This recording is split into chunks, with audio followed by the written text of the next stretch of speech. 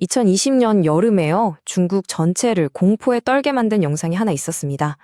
그런데 정부가 이 영상이 퍼지자마자 빛의 속도로 삭제하고 검열하기 시작했어요. 도대체 뭘 그렇게 필사적으로 숨기려고 했던 걸까요? 모든 건 바로 이 질문에서 시작됐습니다. 이 영상이 겨냥한 건 그냥 평범한 건축물이 아니었거든요. 바로 중국의 가장 거대한 자부심이자 동시에 가장 치명적인 아킬레스건이었습니다. 정말 기록적인 폭우가 중국 대륙을 휩쓸었던 2020년. 바로 그때 산샤댐이 무너지는 상황을 가정한 시뮬레이션 영상이 공개된 거예요. 그 파급력이 엄청나자 중국 정부가 즉시 아주 강력하게 통제에 나선 거죠.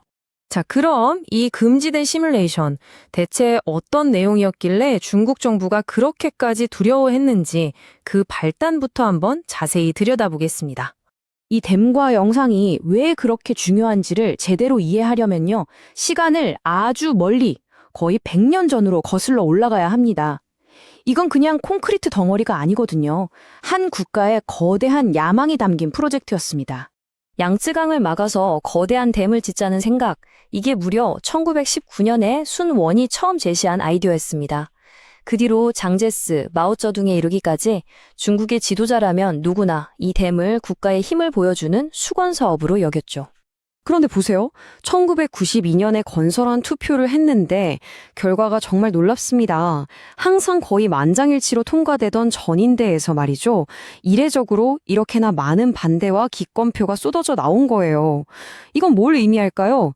처음부터 이 프로젝트가 엄청나게 위험할 수 있다는 걸 내부에서도 알고 있었다는 명백한 증거죠.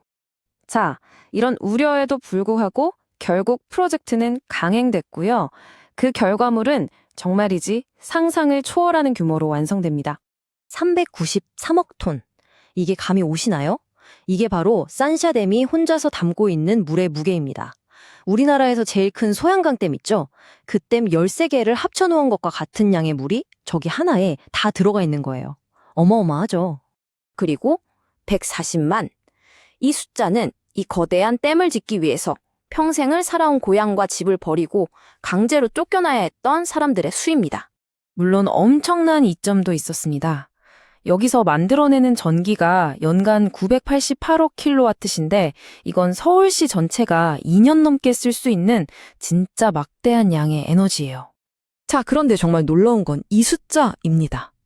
2cm? 이게 뭐냐면요.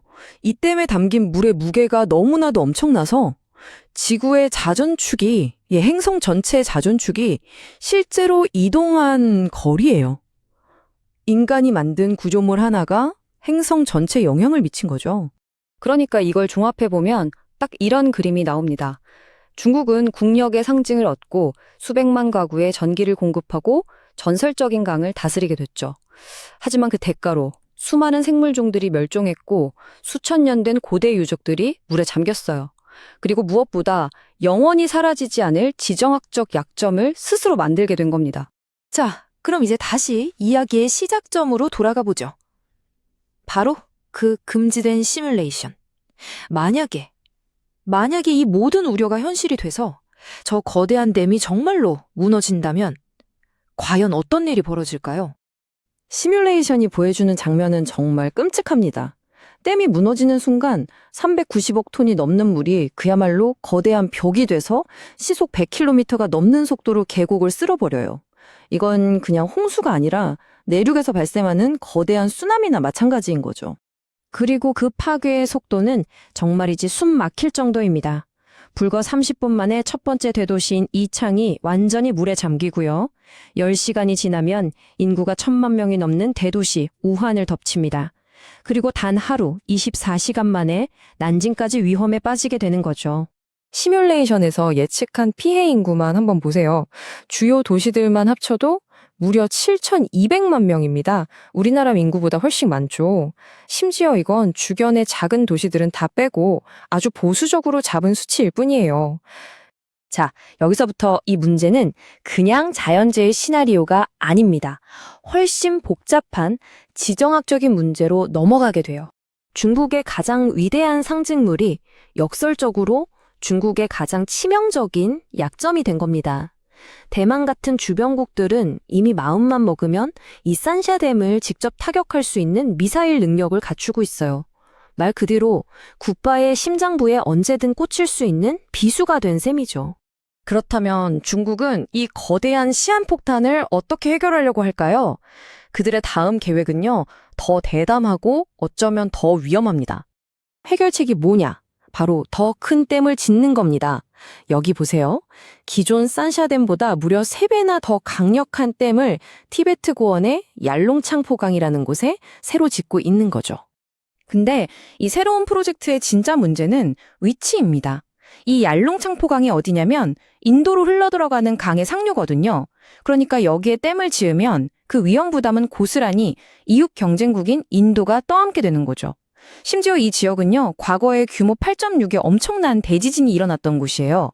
인도가 그렇게 반대를 하는데도 건설을 강행하고 있는 상황입니다. 결국 이런 말이 나옵니다. 자연이 아니라 오로지 인간에 의해 만들어지는 재앙은 어쩌면 시간 문제일 뿐이다. 산샤댐이든 새로 짓는 얄룽창포댐이든 결국 인간의 손으로 만든 재앙의 씨앗이 자라고 있는 건지도 모르겠습니다. 국력을 과시하고 더 발전하기 위해서 자연을 통제하려는 인간의 욕망. 우리는 정말 자연을 너무 잘 길들이게 된 걸까요?